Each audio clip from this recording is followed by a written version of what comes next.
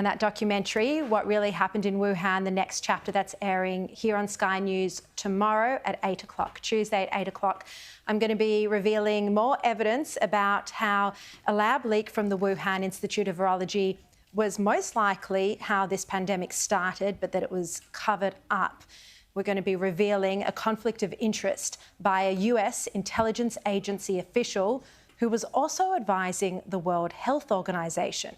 This is the National Intelligence Council's Director for Global Health Security, Adrienne Keen, worked as an independent consultant for the WHO from 2016.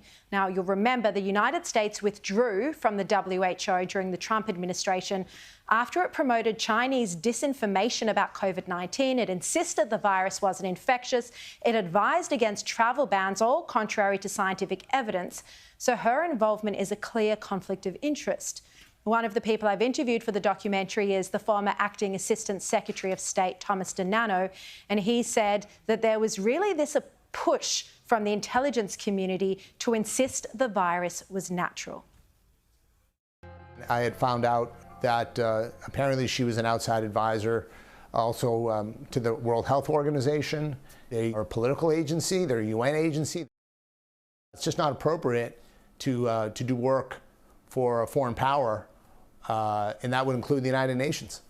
She was, I believe, an advocate for zoonosis, but she was very involved in discrediting the information that we were trying to present to the Secretary of State. Clearly, from the get-go, even when the Trump administration was still in office, the DNI was pushing out this notion. It was a natural phenomenon. It was only a natural phenomenon where we now know that they had their own doubts.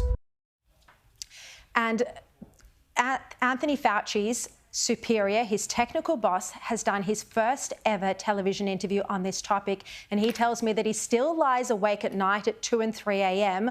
worrying about the fact that they publicly decided to downplay the lab leak when it was never the case. So you can see what really happened in Wuhan, the next chapter, right here on Sky News tomorrow night at 8 o'clock.